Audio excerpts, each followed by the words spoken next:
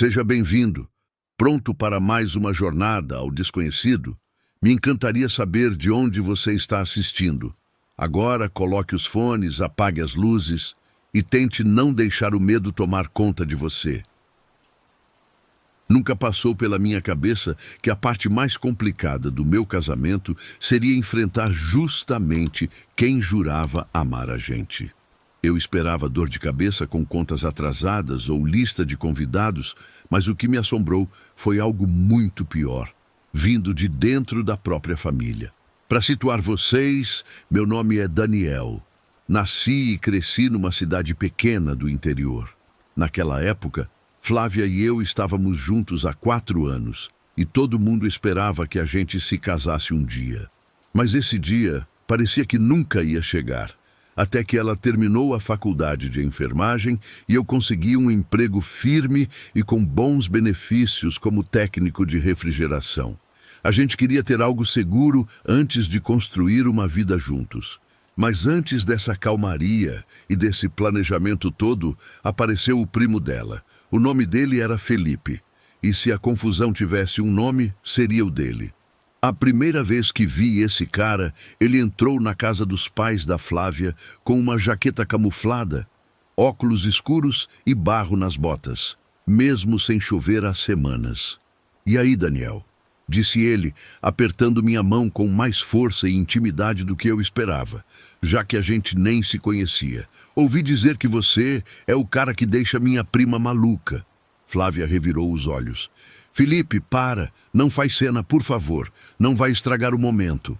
Ele respondeu fazendo barulhos de beijo até que ela deu um tapa no braço dele.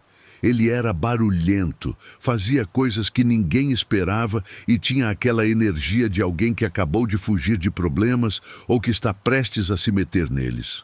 No começo, eu aguentei ele. Eu ria das loucuras dele. O cara tinha um jeito que conquistava as pessoas, escondido atrás daquela falta de juízo. Mas com o passar dos anos ele mudou para pior. Flávia não escondia a verdade. Felipe sempre teve problemas com brigas, drogas, roubos e com aquela sensação de que o mundo devia alguma coisa para ele. Mas alguma coisa mudou depois que ele se juntou a um grupinho de justiceiros, como ele mesmo dizia. "O sistema é uma farsa, irmão", soltou ele uma vez num churrasco. "Os ricos te esmagam e ainda sorriem por causa disso." Não era só da boca para fora. Ele estava muito convencido disso.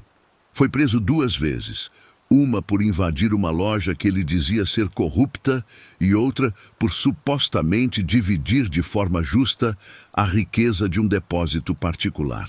Felipe acreditava que estava fazendo o bem, que lutava contra o sistema e fazia justiça. Mas o que ele realmente fez foi cair num buraco sem fundo.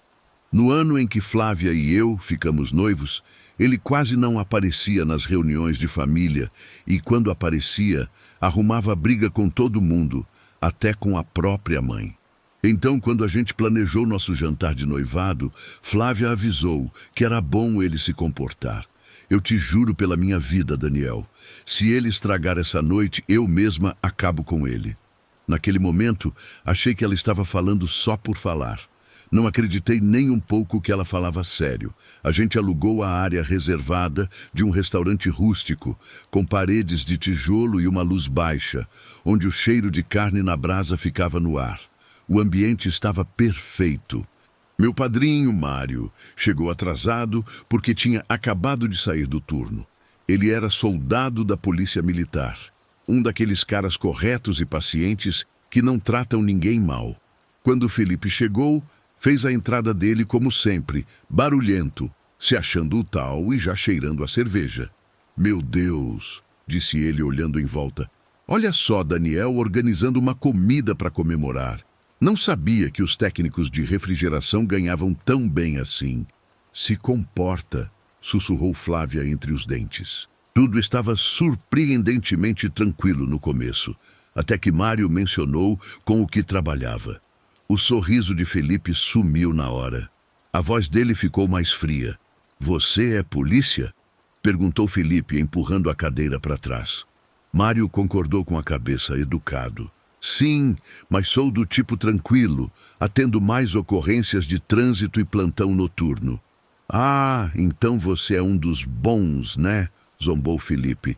É isso que você diz para si mesmo, que está servindo ao público e protegendo a paz. Felipe, chega! Flávia gritou, mas ele já estava fora de controle. A raiva dele estava fervendo e passando do limite. São todos iguais, esbravejou ele, levantando de repente da cadeira. Bandidos querendo poder, escondidos atrás de fardas. As pessoas olharam para a cena e o salão ficou em silêncio total. Senta aí, disse o tio de Flávia com firmeza. Ou o quê?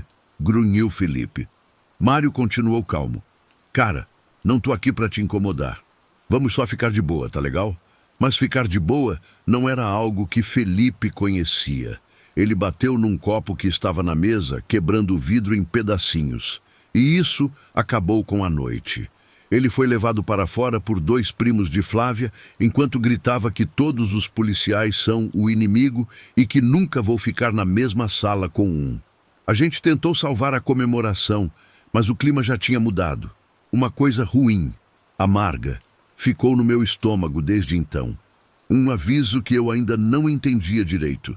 Minha despedida de solteiro não foi nada selvagem. Sinceramente, foi quase chata. Só um sítio alugado perto de um lago, um pouco de cerveja e conversas bobas da época da escola. Era tudo o que eu queria. Só eu, Mário e 4 amigos próximos. O sítio ficava na beira de uma mata fechada, com uma varanda que dava a volta na casa e uma luz com sensor que virava para o mato. Perto da meia-noite, a luz piscou. Provavelmente é um cachorro ou bicho do mato, disse meu amigo Carlos. Mas quando fui até a porta de correr de vidro, eu gelei. Lá fora tinham pegadas de pés descalços e molhados na varanda. Que diabo é isso? Sussurrei. Ei, Daniel, você tá zoando com a gente, né? Comentou Carlos. Não tô, eu disse, sentindo um aperto na barriga. Mário olhou com cuidado, chegando perto do vidro. Essas pegadas são grandes, amigo, de um homem adulto. Segui as pegadas até onde elas sumiam na grama, mas não vi mais nada além disso. Dormimos em turnos naquela noite. Por volta das 4:30 da manhã, fiquei acordado vigiando a porta e então apareceu um rosto colado no vidro. Gritei de susto e o rosto se afastou num pulo correndo. Mas o mais louco é que não correu para o mato, mas sim dando a volta na casa. A gente arrumou nossas coisas e foi embora em 20 minutos. Reportamos o caso, mas não tinha nenhuma prova concreta. Na volta para casa, a gente fez piada sobre aquilo, tentando tirar aquele incômodo ruim da noite, mas alguma coisa tinha mudado dentro de mim. Eu sentia que alguém estava vigiando a gente. Flávia estava tensa e eu estava exausto.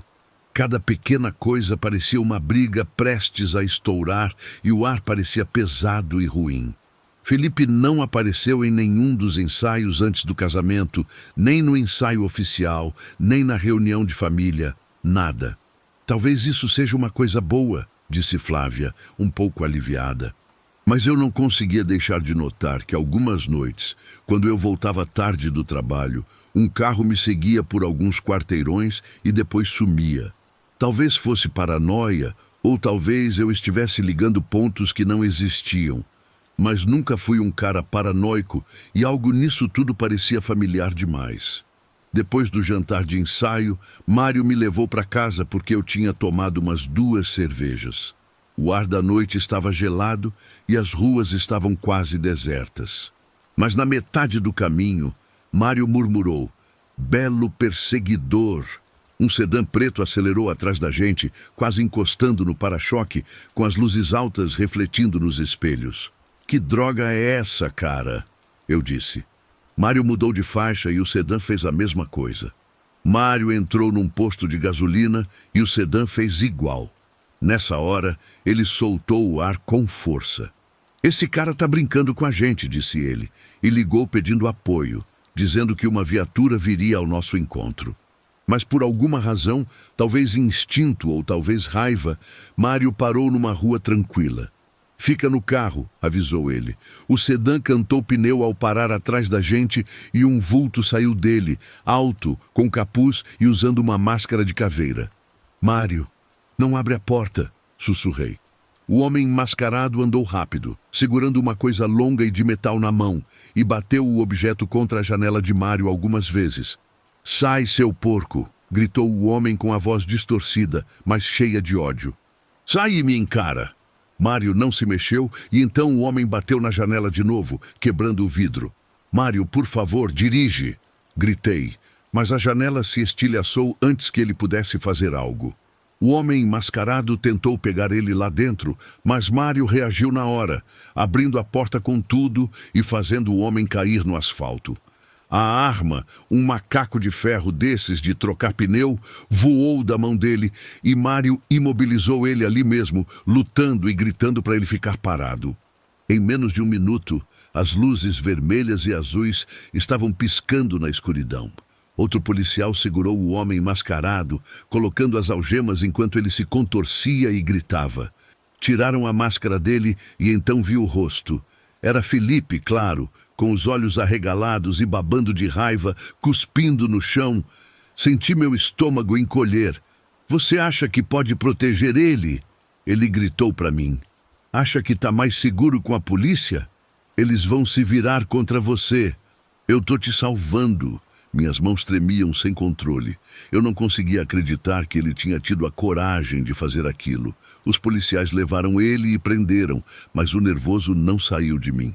Meu casamento era no dia seguinte e cada foto daquela manhã parecia linda. Mas lembro de estar vazio por trás de cada sorriso. Flávia chorou muito, mas não de felicidade, e sim de cansaço, frustração e medo. Me desculpa, sussurrou ela. Sinto muito pelo que ele fez. Eu tô com vergonha. Eu tô com raiva, mas a gente não pode deixar isso estragar esse dia. Concordei com a cabeça, embora parte de mim estivesse apavorada. Os convidados sentaram nos seus lugares e a música tocava suave. A luz dourada do sol entrava pelas janelas. Passamos pelos votos, o beijo, os discursos e por um instante pensei que a luz finalmente ia atravessar toda a escuridão. Mas alguma coisa dentro de mim continuava me atormentando. Eu estava atormentado pelo fato de que Felipe acreditava mesmo que estava salvando a gente. Atormentado pela ideia de que ele sairia da prisão em algum momento e tudo poderia desandar quando isso acontecesse. Eu estava atormentado pelo fato de que os monstros nem sempre vêm de fora. Às vezes, eles estão na sua própria família.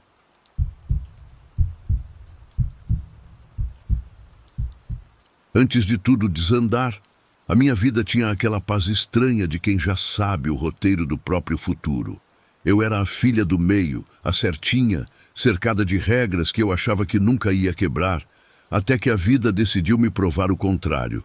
Meu nome é Sabrina, e sim, eu era aquele tipo de pessoa que se encaixa no estereótipo de tudo certinho. Morava num bairro comum, com uma rotina e regras que pareciam ter sido escritas para nunca serem quebradas. Minha irmã mais velha, Helena, dizia que a vida dela foi feita para durar. Ela trabalhava num hospital na capital, com a vida organizada minuto a minuto. Já o meu irmão mais novo, Lucas, tinha decidido que o negócio dele era o mar e foi tentar a vida no litoral. Nessa época, eu já trabalhava na faculdade e tinha mais uns 2 empregos de meio período, até que acabei vendendo as minhas noites num bar que ficava depois da cidade, numa rua sem saída, quase no meio do mato. Aquele bar era o tipo de lugar com uma mesa de sinuca desnivelada, uma máquina de música velha que só tocava rock antigo e um monte de gente que ia lá para afogar os problemas na bebida e não para falar sobre eles. Meus pais não aprovavam esse meu trabalho e deixavam isso bem claro todo domingo no almoço. Você tem certeza de que quer isso para a sua vida? Podia até faltar a sobremesa, mas essa pergunta nunca faltava. A noite em que tudo começou não parecia diferente de qualquer outra. Minha mãe, com aquela voz suave dela, segurava a taça de vinho como se cada gole pudesse cortar um laço emocional. Você já tem quase 30 anos, disse ela, deixando a frase cair como uma pedra pesada sobre a toalha da mesa. Quando você vai se firmar, encontrar alguém, casar, começar uma carreira de verdade? Eu estava tentando economizar para abrir um negócio fazia um tempo, mas ela não queria ouvir sobre isso. Ser garçonete não é uma carreira. Ela disparou na minha cara, como se aquilo fosse um julgamento e eu estivesse sentada no banco dos réus. Meu pai não ficou para trás. Com a faca apertada na mão, cortando a carne com força, ele soltou. Sua irmã vai se casar logo. Você não vai estar à altura? A voz de Helena, sempre tão confiante, atingiu o meu ouvido com uma daquelas frases afiadas dela, como se dissesse algo que eu nem queria entender. Você não pensou em conhecer um homem bom? Ela perguntou, e o sorriso de pena dela me fez bater de cara contra uma parede invisível. Naquele momento, alguma coisa dentro de mim quebrou. Talvez tenha sido o cansaço, ou talvez a frustração de me sentir sempre na sombra de alguém, ou quem sabe o peso das expectativas que eu nunca conseguia preencher. Eu não conseguiria explicar, mas aquela quebra foi real. Estou tentando, eu disse disfarçando a voz falha, porque ninguém parecia entender que eu podia estar cansada de ser vista como a decepção da família. Meus amigos no bar, especialmente Laura, sabiam que família era um assunto delicado, mas que esse tema não parava de se repetir toda vez que a gente se reunia. Por que você não é como Helena? Por que não está casada? Por que não economiza para uma casa? Por que não quer um bebê logo? Por que não tem juízo como sua irmã? Laura costumava repetir essas frases com a sobrancelha erguida, num tom de desafio. Ignora isso, Sabrina. Você é você. Era duro ouvir, mas também era verdade. Ninguém entendia que a minha vida tinha o seu próprio ritmo e que esse ritmo não tinha sido desenhado para agradar a todo mundo. No bar, a conversa mudou de rumo quando Ernesto apareceu. Alto, forte, com a pele queimada de sol e um olhar que parecia dizer: aqui estou eu para ficar. Sim, ele era bonito de um jeito que não se tratava apenas de sedução, mas de uma presença que dominava o ambiente. Ele segurava um copo de uísque e olhava para todo mundo como se tivesse visto o final de uma história que ninguém mais estava pronto para ouvir. Ele se aproximou, pediu uma bebida e com aquele olhar que parecia atravessar a alma me disse: nossa, você tem aquela energia de espírito livre. Aquele comentário foi como um alívio que fez meus ombros relaxarem na hora. Laura, lá de trás do caixa, me lançou um olhar que dizia: esse aí sabe o que faz. Porque Ernesto tinha esse jeito, essa calma que ao mesmo tempo era uma arma. Parecia que ele poderia te dar uma semana ótima ou uma década de problemas, dependendo de como você olhasse para ele. Conversamos durante horas sobre música, viagens, lembranças de infância, aquelas coisas profundas que a gente compartilha quando está procurando alguém que te entenda sem precisar de palavras. E quando o bar fechou, Ernesto insistiu em me acompanhar até o meu carro. Você nem me conhece, eu disse nervosa, tentando parecer mais corajosa do que eu realmente me sentia. Isso é o melhor de tudo. Ele respondeu com aquele sorriso que parecia prometer algo sem dizer nada. Aquela noite acabou no apartamento dele com mais conversa, mais risadas, um pouco de vinho e as roupas voando para fora dos nossos corpos. Foi uma noite incrível, mas tudo parecia que ia ficar apenas como um deslize. Só que eu acabei ficando para o café da manhã. Ele preparou ovos mexidos, pão na chapa e frutas frescas. Enquanto ele me observava comer, eu pensei: quem faz isso depois de uma noite só? Ernesto, evidentemente. Nós nos sentamos à mesa e o sol entrando pelas cortinas me fez sentir estranhamente confortável, quase como se estivesse em casa. Ernesto se recostou na cadeira e, sem nem pensar muito, me perguntou se eu alguma vez tinha querido simplesmente escapar de tudo. E se a gente saísse para dar um passeio longo sem avisar ninguém? A voz dele soava suave, mas tinha uma faísca nela que dizia que aquilo não era uma boa ideia. Mas eu disse mesmo assim: Vamos. Sem pensar muito, tomamos a decisão de largar tudo por um tempo. Saímos no carro dele para dar um passeio que acabou se transformando em algo muito maior do que qualquer um poderia imaginar. Desaparecemos durante uns 2 dias. Eu mal podia acreditar. Para onde nós fomos? Bom, para onde vão todos os malucos alguma vez na vida? Pegamos a estrada sem rumo. Ernesto sorriu com aquela mistura de confiança e mistério que me deixou sem palavras. Um casamento rápido? Perguntei, quase rindo da loucura que eu estava dizendo. Mas a promessa de Ernesto, tão calma e tão firme, fez desaparecer qualquer medo. Sim, vamos fazer isso, ele disse. E quando ele segurou a minha mão, eu soube que não era brincadeira. E a minha família, eles não sabiam de nada. Ernesto parecia conhecer cada canto da minha vida, mas eu não sabia nada sobre ele. Qual era o sobrenome dele? Lembro que perguntei com a curiosidade de uma menina que não quer perder nada. Ele sorriu. Você vai saber em breve.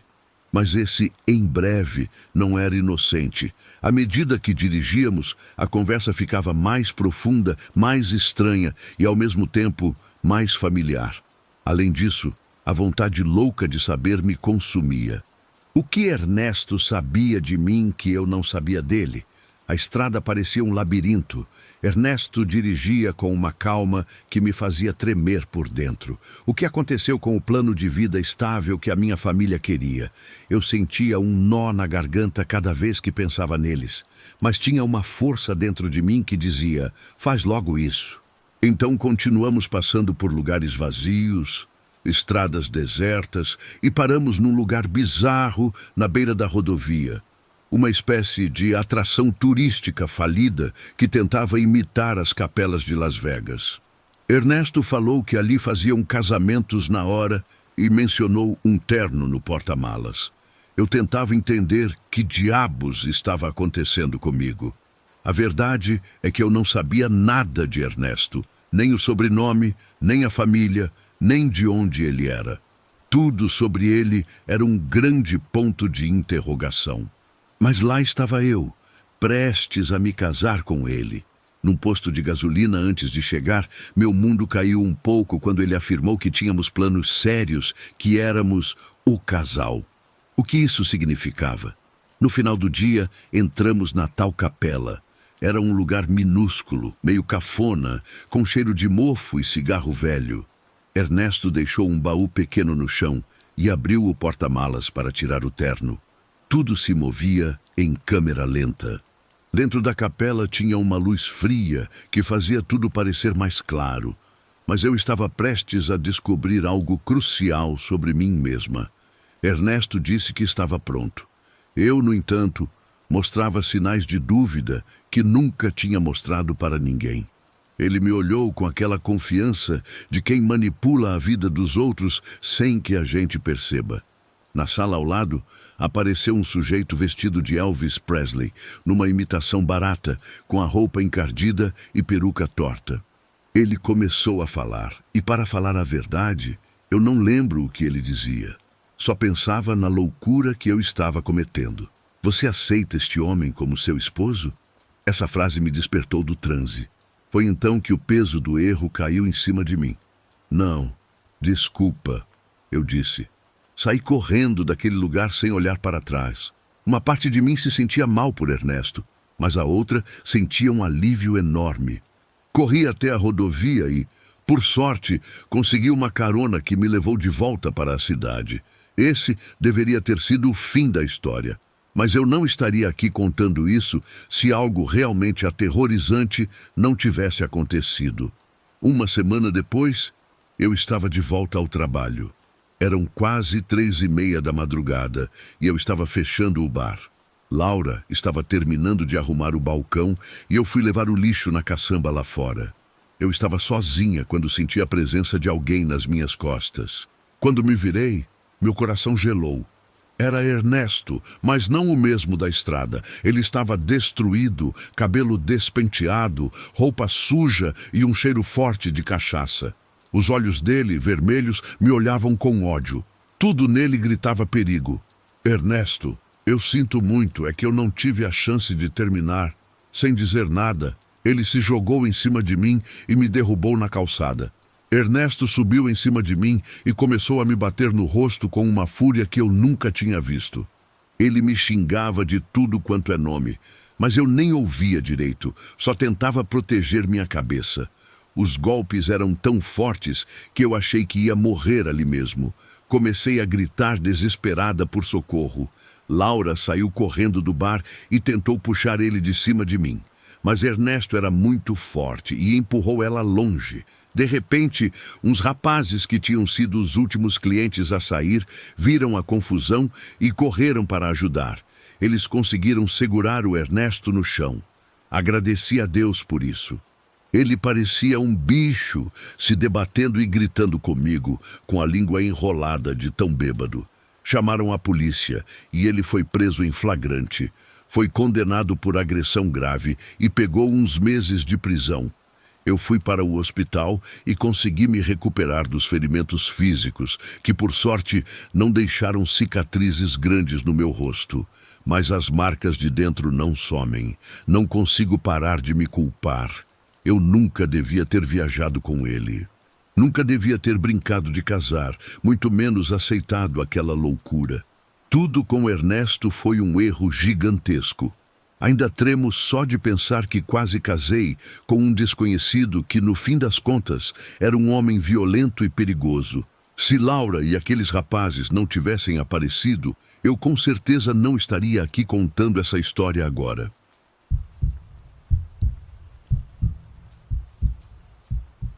Nunca passou pela minha cabeça que a noite mais aterrorizante da minha vida aconteceria justamente no momento em que eu deveria estar mais protegido e feliz. Eu achava que essas histórias macabras de casamento eram lendas de internet, mas descobri que o horror real não precisa de monstros. Ele só precisa de um convite. Ele chega em silêncio, com um sorriso no rosto, apertando a sua mão como se não tivesse nada de errado.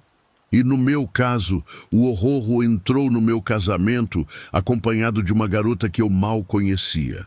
Mas para você entender isso bem, eu tenho que voltar um pouco no tempo, porque sem explicar o contexto, o que vem a seguir parece ficção.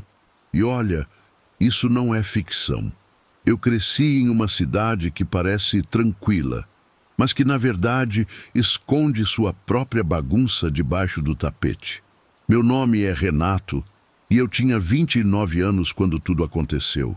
Minha futura esposa, Elisa, tinha 27.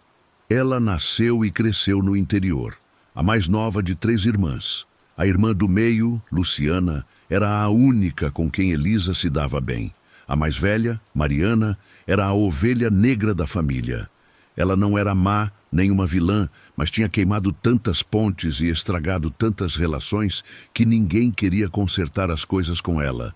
Mariana já tinha tido problemas sérios com drogas pesadas, com bebida, relacionamentos ruins, aquele típico ciclo vicioso que todo mundo comenta nos churrascos de domingo. Mesmo assim, a mãe de Elisa insistia que Mariana deveria ser convidada. Você convida a família mesmo quando eles estão com problemas, ela dizia para a gente. Então, nós a convidamos. Essa decisão mudou tudo. Nós fizemos a cerimônia em uma igreja antiga e bonita da região. A festa foi logo ao lado, em um salão de eventos clássico. Janelas grandes em formato de arco, luzes amareladas e aconchegantes, espaço para umas 120 pessoas, tudo planejado para ser perfeito no papel. A manhã começou bonita, com sol, um ventinho fresco, 0 problemas. Quem dera eu soubesse que o clima era a única coisa em que eu podia confiar no dia do meu casamento. Justo quando o fotógrafo estava mandando a gente se posicionar para as fotos antes da cerimônia, Luciana chegou perto de mim sussurrando: "Ei, Renato, não se assusta, mas Mariana trouxe alguém." Eu franzi a testa. "Tudo bem? Tipo um acompanhante?" "Sim, mas cara, tem alguma coisa que não bate com esse sujeito." "Como assim não bate?" perguntei. "Você vai ver." Quando finalmente vi o cara no estacionamento da igreja, meu estômago despencou. O sujeito estava com Mariana perto de uma fonte decorativa. Ele era alto, magro, com o cabelo comprido preso num rabo de cavalo oleoso. A camisa social dele não servia direito no corpo e ele tinha um tique no maxilar, como se estivesse mastigando areia invisível entre os dentes. Mas os olhos dele eram a pior parte. Ele não piscava, não sorria, nem sequer parecia curioso com nada. Parecia alguém que odiava estar vivo. Eu me aproximei com meu melhor amigo Marcelo, que resmungou baixinho. Quem convidou o assassino mascarado de filme de terror barato? Eu forcei um sorriso e apertei a mão dele. Olá, sou o Renato. Ele deu um sorriso lento e um aperto de mão gelado.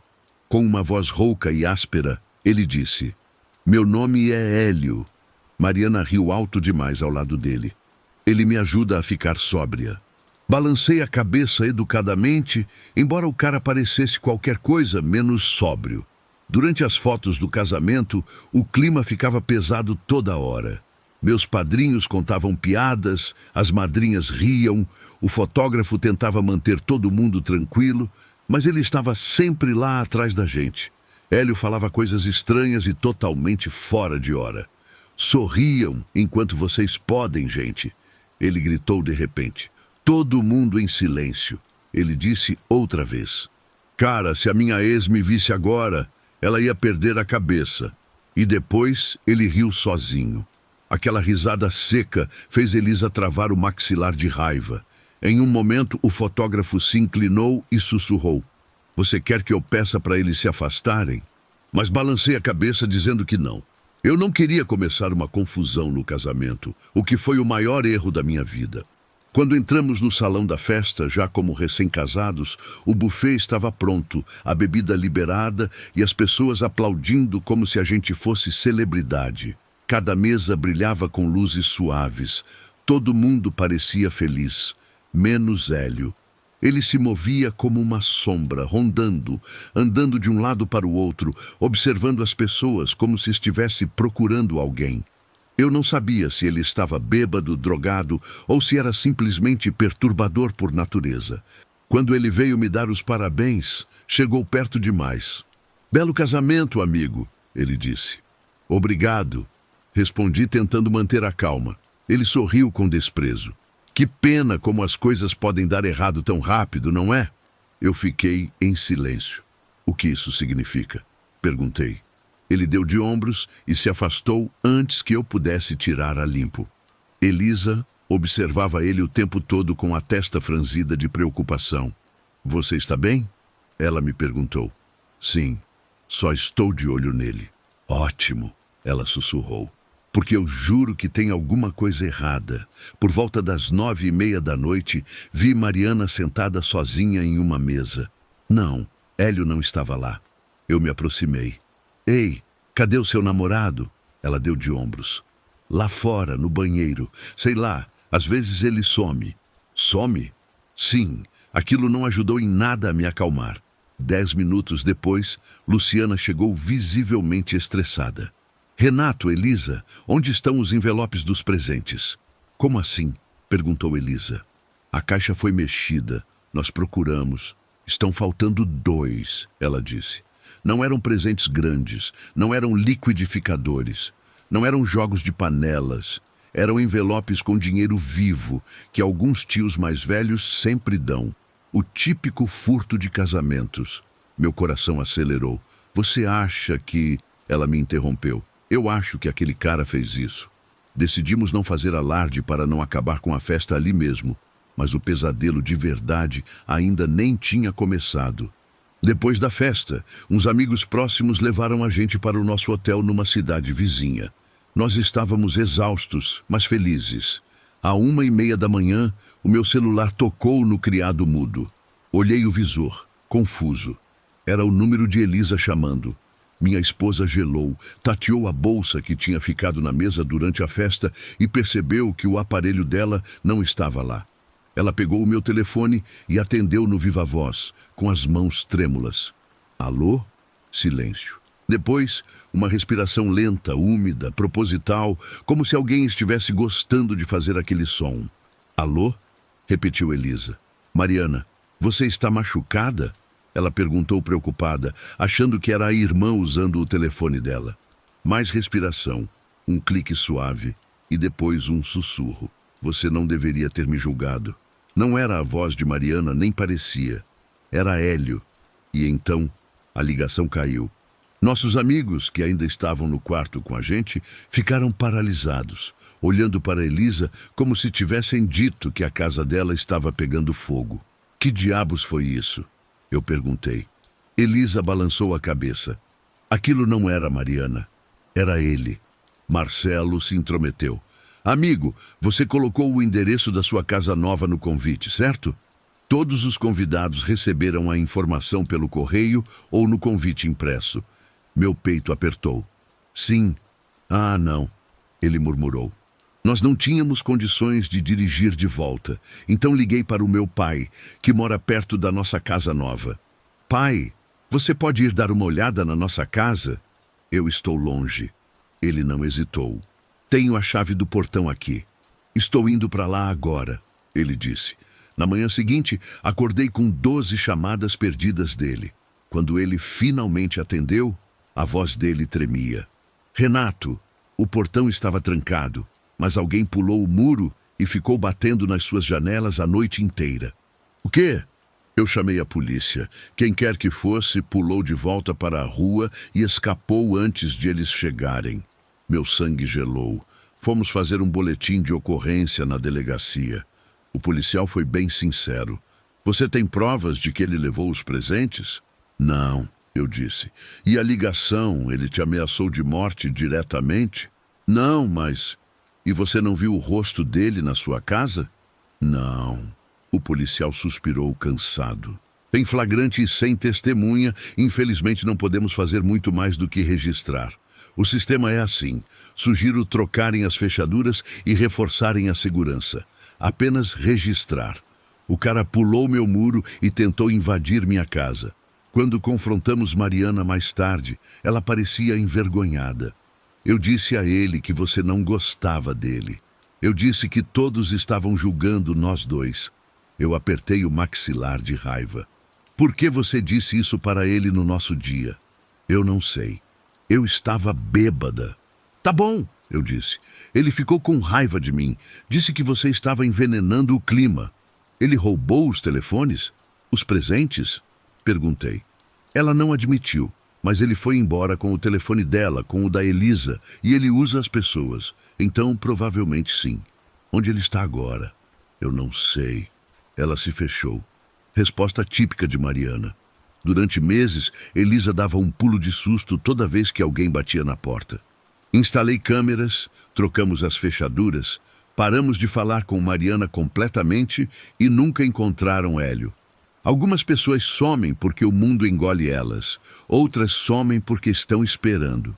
Nós não sabemos qual das duas opções é o caso dele, mas às vezes, tarde da noite, a campainha toca e depois fica tudo em silêncio.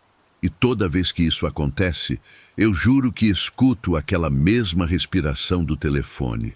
Úmida, proposital, paciente, como se estivesse lembrando a gente. Você não deveria ter me julgado. Nunca imaginei que o dia do meu casamento seria o início do capítulo mais perturbador da minha vida.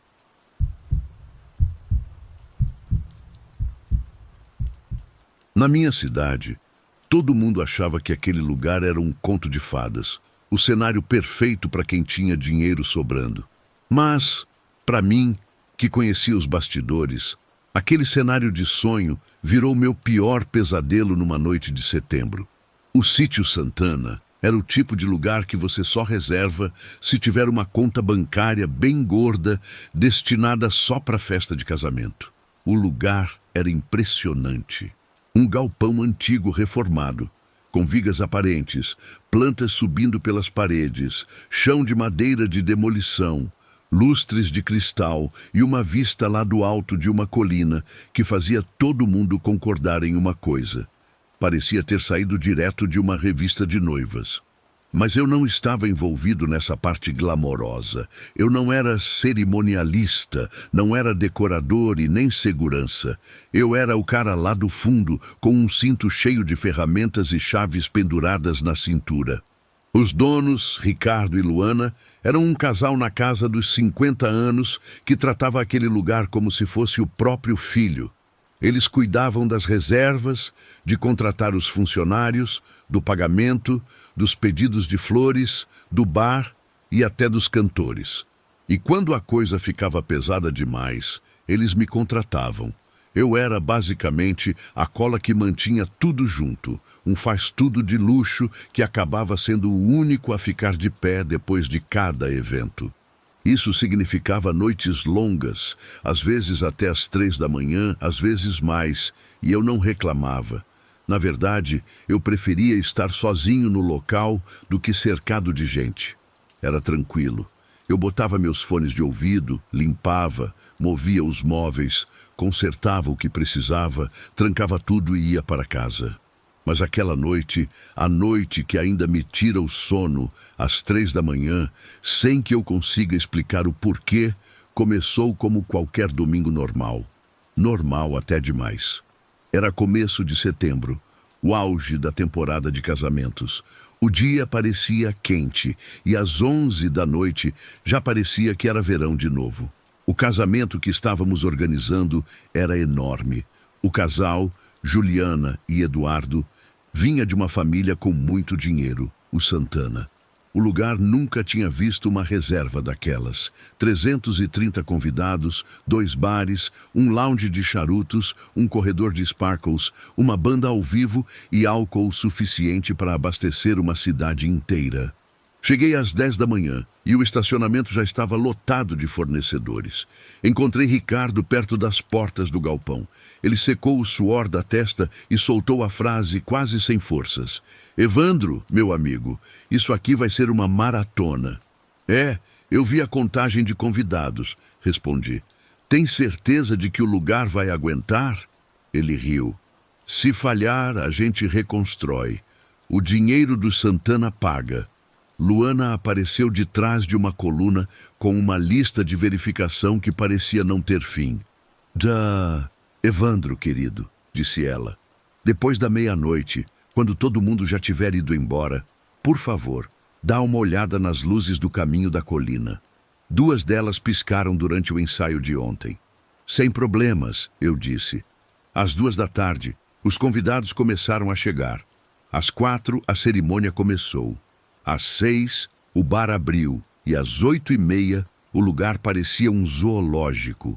As pessoas dançavam em cima das mesas. Taças caíam com frequência. Crianças corriam por todo lado e alguém derramou umas 2 jarras de caipirinha na pista de dança. Uma madrinha chorou porque o salto do sapato quebrou e 2 padrinhos discutiam aos berros sobre quem bebia mais rápido. Todo aquele caos típico de um casamento grande. Eu, de novo, nem me abalei.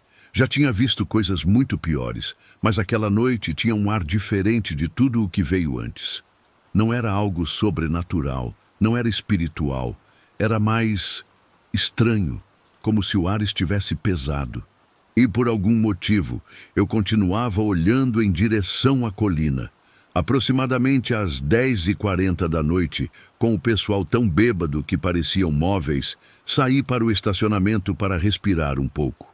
Já tinha deixado os latões de lixo perto da porta dos fundos, mas com 300 pessoas ainda lá dentro, limpar naquele momento era impossível. Sentei no meu carro, reclinei o banco e fechei os olhos, esperando tirar um cochilo de 5 minutos que acabaram virando 40. Ao acordar, a hora mostrada no painel era 11h22 da noite. O casamento devia terminar às 11h45, então faltavam uns 20 minutos para começar a tirar os convidados. Meu estômago deu um nó, não de pânico, mas pela certeza de que noites como aquela sempre terminavam com trabalho até o amanhecer. Saí. Estiquei as pernas, coloquei os fones de novo e comecei a caminhar em direção à colina. E foi então que eu vi. Lixo por toda parte, latas de cerveja, guardanapos, garrafas, pratos descartáveis, confete. Parecia que uma festa de república de faculdade tinha explodido no meio de um casamento chique. No gramado, perto da lareira externa, uma garota vestida com um vestido de veludo estava deitada, dormindo profundamente, abraçando uma garrafa de espumante como se fosse um bicho de pelúcia. Meu Deus! Sussurrei para mim mesmo. Lá dentro, a banda continuava tocando no volume máximo. As pessoas gritavam, cadeiras estavam viradas, comida estava espalhada pelo chão. Alguém tinha usado uma toalha de mesa como capa. Aquele lugar era o que era. Ricardo se aproximou, rosto vermelho e exausto. Evandro, sinto muito mesmo, disse ele. Te pago um extra, você fica um turno a mais e ganha a próxima sexta-feira de folga. Soltei um suspiro. Tudo bem. Ele me deu um tapinha no ombro. Você é um salva-vidas. Eles foram embora por volta da 00:20, depois que a primeira leva de vans levou 150 pessoas. A segunda saiu por volta da 1 da manhã e à 1:15 todo mundo já tinha ido embora. Finalmente, coloquei meus fones, peguei um saco de lixo e comecei a trabalhar. Silencioso, metódico, pacífico, até que deixou de ser. À 1:50 da manhã, enquanto eu limpava o corredor da cozinha, meus fones desligaram de uma vez, sem aviso. Xinguei, coisa típica nos meus turnos dobrados. Tirei os fones, coloquei numa cadeira e peguei o celular para colocar no viva-voz. Deixei numa mesa do salão principal e, de repente, a porta principal estava aberta. Não entreaberta, estava literalmente escancarada. Eu sabia que tinha trancado aquela porta. Caminhei com cuidado até a entrada. Um ar frio trouxe o cheiro de grama molhada e cigarros. Olá, disse, sem vontade nenhuma de gritar para o mundo. Ninguém respondeu. Saí para o lado de fora e olhei para a colina. Não tinha ninguém, nem voz, nem sombra. O vento soprava com força. Talvez o trinco tivesse se soltado. Talvez o vento tivesse empurrado. Mas algo me dizia que não era só o vento. Fechei a porta, tranquei de novo e voltei. 10 minutos depois de ter levado 2 baldes de lixo para a cozinha, a porta estava aberta de novo. Minha garganta fechou. Não foi o vento dessa vez. Tinha que ter alguém ali. Liguei para Ricardo, para Luana. Silêncio. Vocês estão aí? Me digam alguma coisa. Nada. O silêncio era denso, pesado. Mesmo assim, disse a mim mesmo que não ia exagerar. Casamentos deixam gente para trás. Afinal, provavelmente algum bêbado voltou procurando a bolsa ou o celular. Fechei a porta de novo, tranquei com força. Voltei a terminar o trabalho lá dentro. Às 2:30 da manhã, eu já tinha quase terminado. Só faltava a cozinha. Foi então que tudo desabou. Apaguei as luzes do salão, peguei as chaves e comecei a ir em direção à saída. Eu estava a uns 10 metros da porta quando notei um reflexo. Não vinha de fora, vinha de dentro. As luzes do salão estavam acesas, todas elas. Eu tinha apagado tudo. Senti um gelo no estômago. Corri de volta, destranquei a porta e fiquei paralisado ao ver um homem de pé no centro do salão. Descalço, sem meias, com os pés sujos no chão de madeira. Ele usava um terno preto, camisa branca amassada, a gravata pendurada como se tivesse sido arrancada com raiva no meio do caminho. Mas não eram as roupas dele que me assustavam, eram os olhos, meio abertos, vidrados, vazios, como se ele estivesse meio dormindo e meio pronto para atacar. Ele balançava o corpo, mal conseguindo ficar de pé. Engolindo em seco, eu disse: "Ei, senhor, tá tudo bem?" A cabeça dele girou e com uma voz arrastrada ele murmurou: "Cadê a minha jaqueta? Alguém pegou minha jaqueta." Tentei manter a calma. "Ei, tranquilo, vou te ajudar a procurar. Fica aí." Ele piscou. Minhas mãos tremiam. Peguei o celular para ligar para o meu chefe sem que a figura percebesse. Foi então que eu ouvi. Pés descalços batendo na madeira, cada passo ecoando. Olhei para cima. O homem corria pelo salão em direção ao corredor da cozinha, murmurando: "Cadê minha jaqueta? Onde você colocou?" Onde ela está? E então ele desapareceu na cozinha escura. Meu sangue gelou. Liguei para Ricardo. Ei, Ricardo, tem um cara aqui andando todo nervoso. Um homem descalço aqui dentro. Ricardo disse que não sabia como ele tinha ficado para trás e que ia descer para lá. Eu sussurrei. Fica onde você está. Não fala com ele. Liga para o pessoal do noivo. Anda logo. A cozinha estava em silêncio. Silêncio até demais. Me forcei a avançar até a porta. Acendi as luzes. Senhor, você não está encrencado. Sai e fala comigo. Algo raspou no chão. Não eram passos. Era metal. O homem saiu da escuridão segurando uma faca de cozinha na mão. Bloqueei o primeiro golpe com meu antebraço. A faca raspou na minha pele, cortando a manga. A dor me atravessou. Tropecei e caí tentando me defender. O homem gritava, exigia a jaqueta. Me arrastei para o canto em direção à porta da cozinha e fechei com uma pancada.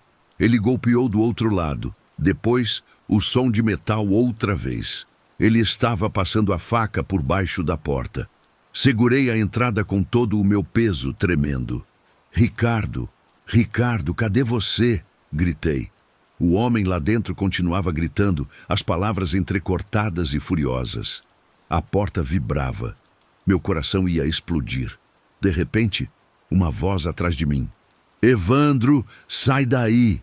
Ricardo chegou junto com outra voz. De polícia! 2 policiais passaram correndo, armas em punho, gritando ordens enquanto batiam na porta. Gritos vindos de dentro, o barulho de metal batendo, a voz do homem e depois silêncio. Dei um suspiro profundo, quase caí no chão. A polícia tirou o homem algemado. Ele parecia atordoado, confuso, sem entender por que estava sendo preso. Um dos policiais disse que ele repetia a mesma coisa, algo sobre uma jaqueta. Ricardo balançou a cabeça negativamente. Vamos falar com o noivo. Talvez eles reconheçam ele. Ninguém reconhecia o homem, nenhum convidado e nenhum fornecedor. Revisaram as fotos e acharam uma imagem borrada perto do final da noite, no lounge dos charutos. Ao fundo, perto da beirada da colina, um homem descalço, com a camisa branca amassada, caminhando em direção ao local. O mesmo homem. Ninguém lembrava de ter visto ele. Ninguém sabia de onde ele vinha, nem por que estava obcecado com uma jaqueta que não era dele. A polícia nos disse que ele não tinha identificação, nem telefone, nem carteira. Só um homem que invadiu um casamento, se escondeu no local, esperou todo mundo ir embora e atacou a única pessoa que ficou lá dentro. Desde aquela noite, deixei de usar fones de ouvido enquanto trabalho. Mantenho cada porta trancada à chave, até quando vou tirar o lixo. E cada vez que caminho por aquele corredor da cozinha, juro que ainda ouço ele. O som de pés descalços batendo na madeira, correndo, procurando algo que nunca esteve lá.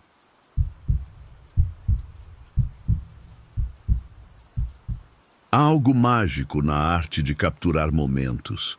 Como fotógrafo, sou testemunha silenciosa de histórias que se desenrolam diante das minhas lentes, algumas visíveis, outras nem tanto.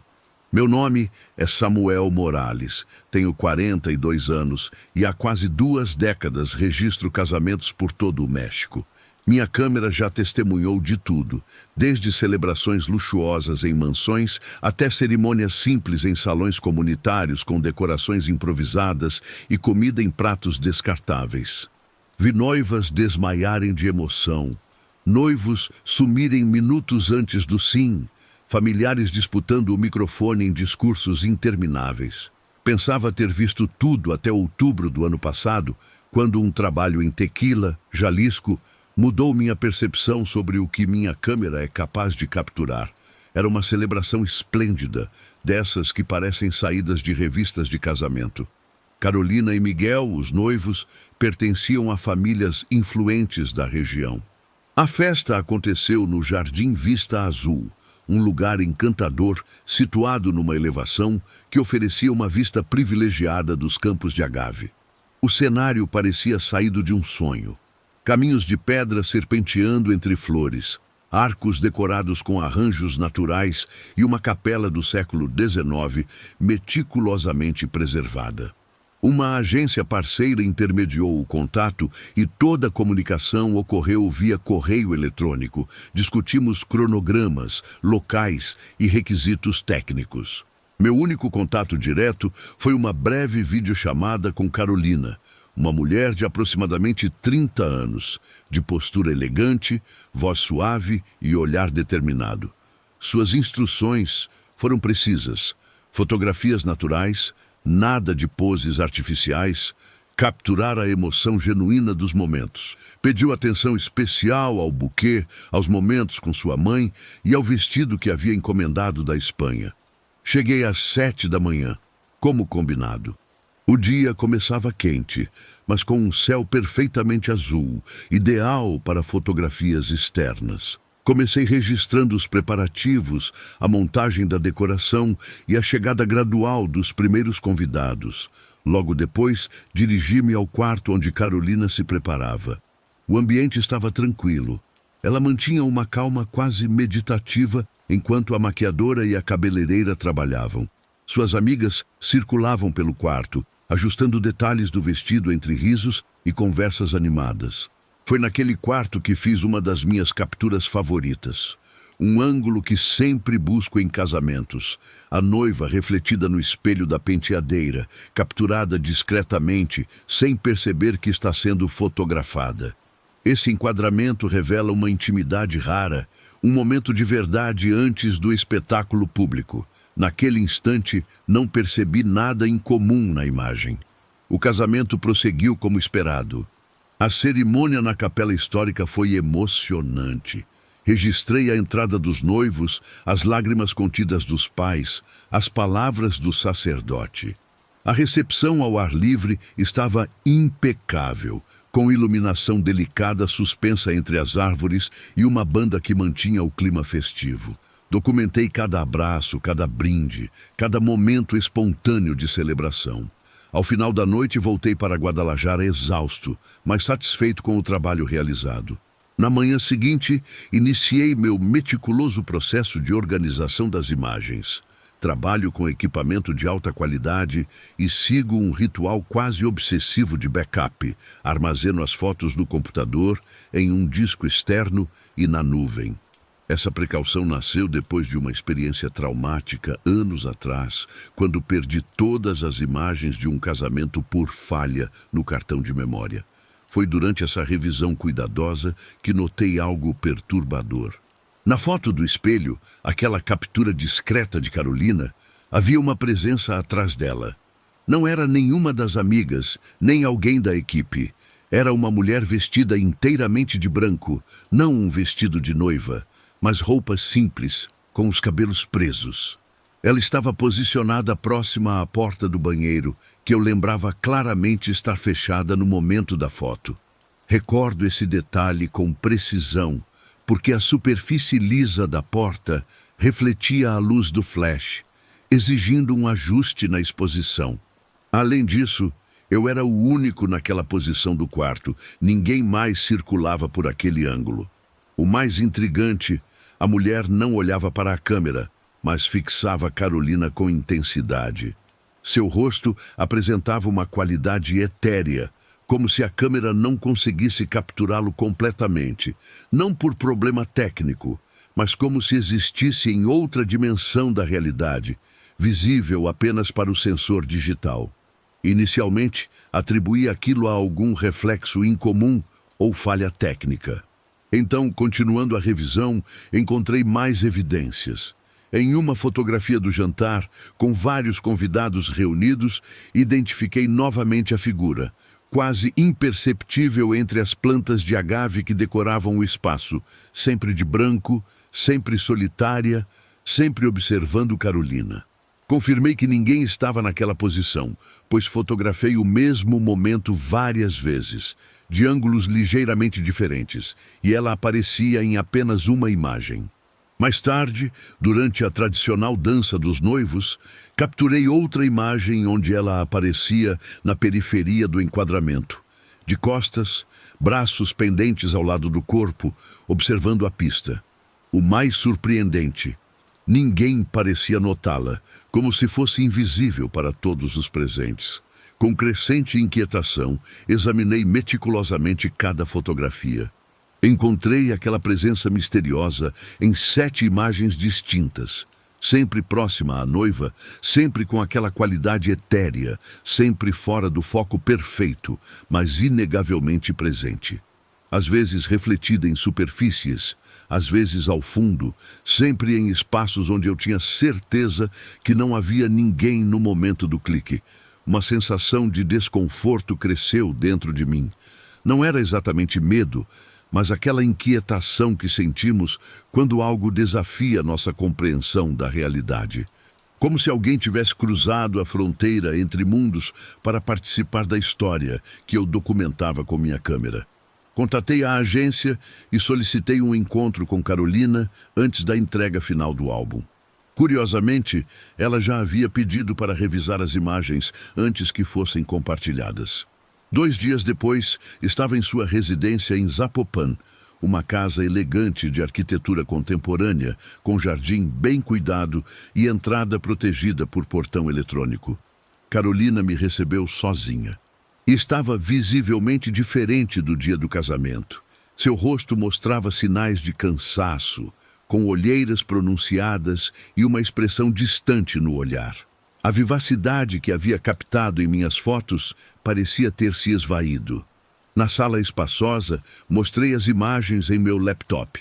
Percorremos as fotografias principais sem maiores comentários. Quando chegamos às que continham a figura misteriosa, observei atentamente sua reação. Ela manteve uma compostura impressionante, sem demonstrar surpresa. Ao chegarmos à imagem do espelho, pediu para pausar, aproximou-se da tela, ampliou a fotografia e então pronunciou palavras que arrepiaram minha pele. Então você também consegue vê-la? Um calafrio percorreu minha espinha. Sim, não sei quem é. Seus dedos traçaram o contorno da figura na tela.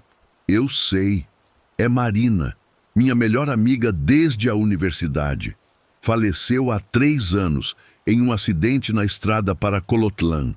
Planejávamos nos casar no mesmo ano. Sua voz permanecia calma, quase resignada. Antes de morrer, ela me fez uma promessa. Estaria presente no meu casamento, mesmo que invisível para os outros. Suas exatas palavras foram: "Nem a morte vai me impedir de estar ao seu lado nesse dia." O silêncio preencheu a sala, enquanto tentava processar o que acabara de ouvir. Carolina não chorou. Respirou profundamente e acrescentou: "Por favor, não mencione isso a ninguém. Não quero que pensem que inventei essa história ou que estou perturbada. Se puder, remova essas imagens do álbum final. Se não for possível, deixe-as como estão, mas mantenha nossa conversa em sigilo." Concordei imediatamente. Que outra resposta poderia dar diante daquela revelação? Voltei para casa com a mente em turbilhão. As imagens eram autênticas, sem manipulação. Não eram truques de luz, exposições duplas ou falhas técnicas. Eram o registro de algo que desafiava minha compreensão da realidade. O que realmente presenciei? Uma manifestação sobrenatural, uma coincidência extraordinária que criou padrões reconhecíveis em imagens aleatórias. Uma projeção do luto compartilhado entre mim e Carolina. Não tenho respostas definitivas. Sei apenas que minha câmera captou algo que existia além da percepção normal. Uma presença determinada a cumprir uma promessa, mesmo depois da morte. Desde aquele dia, examino cada fotografia que produzo com um olhar diferente, mais atento aos detalhes, às sombras, aos reflexos. Frequentemente me pergunto quantas presenças invisíveis nos acompanham em momentos importantes, quantas promessas transcendem a barreira entre vida e morte. Talvez nossas câmeras, em sua objetividade mecânica, sejam capazes de registrar o que nossos olhos, limitados por nossas crenças e expectativas, não conseguem perceber. Entreguei o álbum finalizado a Carolina algumas semanas depois. Ela agradeceu com um sorriso discreto. um olhar que comunicava muito mais do que palavras poderiam expressar. Nunca mais nos falamos, mas guardo comigo uma cópia das imagens originais. Há certos mistérios que precisamos revisitar ocasionalmente para lembrar que a realidade é mais vasta e complexa do que nossos sentidos podem captar, e que, às vezes, o amor e as promessas encontram caminhos inesperados para se manifestarem, mesmo quando parecem impossíveis.